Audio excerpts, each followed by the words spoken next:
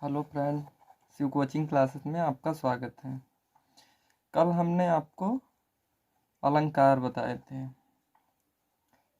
आज हम आपको कक्षा 12 के मोस्ट इम्पॉर्टेंट छंद बताएंगे, जिनमें से नंबर 1 पर है चौपाई। चौपाई चौपाई में 4 चरण होते हैं।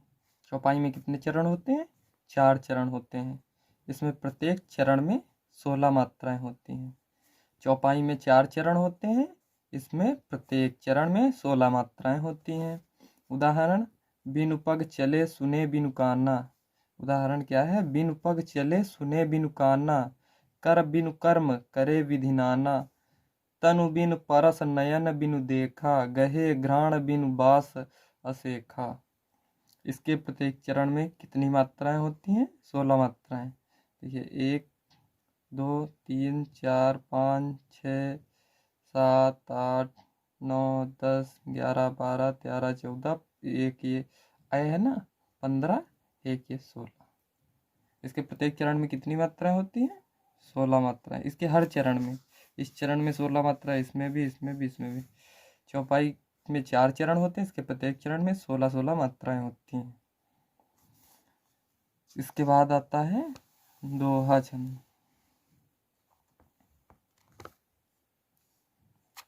दोहा छंद।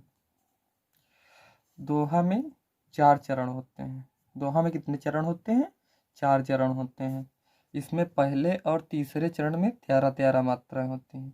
दोहा में पहले और तीसरे चरण में 13-13 मात्राएं होती हैं। इसके दूसरे और चौथे चरण में 11-11 मात्राएं होती हैं। दोहा में 4 चरण होते हैं। इसमें पहले और तीसरे चरण में 13-13 मात्राएं होती हैं। इसके दूसरे और चौथे चरण में 11-11 मात्राएं होती हैं। उदाहरण, तुलसी पावस के समय धरी कोकिला मौन, अब तो दादुर बोली हैं हमें पूछे कौन। उदाहरण फिर से एक बार देखते हैं। तुलसी पावस के समय धरी कोकिला मौन, अब तो दादुर बोली हैं हमें पूछे कौन। एक बार फिर से देख लेते हैं। चौपाई में 4 चरण होते हैं। चौपाई में कितने चरण होते हैं? 4 चरण होते हैं। इसमें प्रत्येक चरण में 16 मात्राएं होती हैं। उदाहरण के लिए देख सकते हैं। बिनु पग चले सुने बिनु काना, कर बिनु कर्म करे विधि नाना, तनु बिनु परस नयन बिनु देखा, गहे घ्राण बिनु बास असेखा। दोहा छंद देख लेते हैं। दोहा में 4 चरण होते हैं। इसमें पहले और तीसरे चरण में 13-13 मात्राएं होती हैं। इसके दूसरे और चौथे चरण में 11-11 मात्राएं होती हैं। उदाहरण, तुलसी पावस के समय धरी कोकिला मौन, अब तो दादुर बोली हैं हमें पूछिए कौन। तुलसी पावस के समय धरी कोकिला मौन, अब तो दादुर बोली हैं हमें पूछिए कौन। सोरठा छंद। दोहे का उल्टा रूप सोरठा कहलाता है। यह एक अर्धसममात्रिक छंद है। दोहे का उल्टा रूप सोरठा कहलाता है। यह एक अर्धसममात्रिक छंद है। इसके पहले और तीसरे चरण में 11-11 और दूसरे और चौथे चरण में 13-13 मात्राएं होती हैं। यानी आप कह सकते हैं कि सोरठा छंद दोहा का उल्टा होता है। दोहे का उल्टा रूप सोरठा कहलाता है। यह एक अर्धसममात्रिक छंद है। इसके पहले और तीसरे चरण में 11-11 मात्राएं होती हैं। और दोहा में क्या होता है? उसके पहले और तीसरे चरण में 13-13 मात्राएं होती हैं। और सोरठा के दूसरे और चौथे चरण में 13-13 मात्राएं होती हैं। दोहा के दूसरे और चौथे चरण में 11-11 मात्राएं होती हैं। यानी दोहा का उल्टा रूप सोरठा कहलाता है। यह एक अर्धसममात्रिक छंद है। इसके पहले और तीसरे चरण में 11-11 और दूसरे और चौथे चरण में 13-13 मात्राएं होती हैं।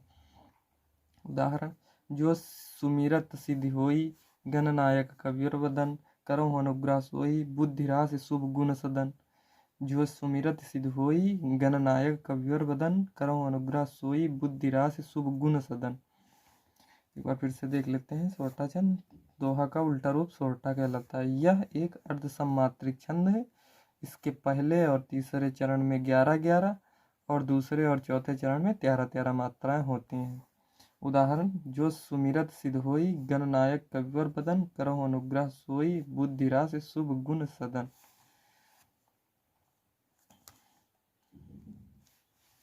इसके बाद आता है अगला रोला छंद।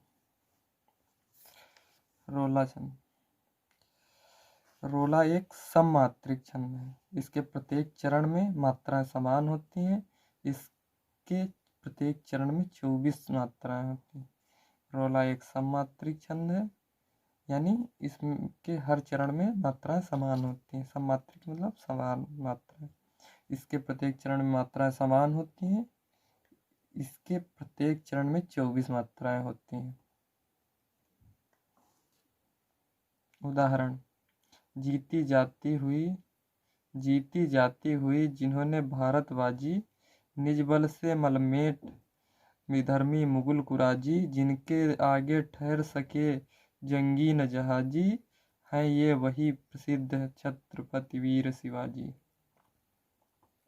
जीती जाती हुई जिन्होंने भारत बाजी, निज बल से मलमेट विधर्मी मुगल कुराजी, जिनके आगे ठहर सके जंगी न जहाजी, हैं ये वही प्रसिद्ध छत्रपति वीर शिवाजी।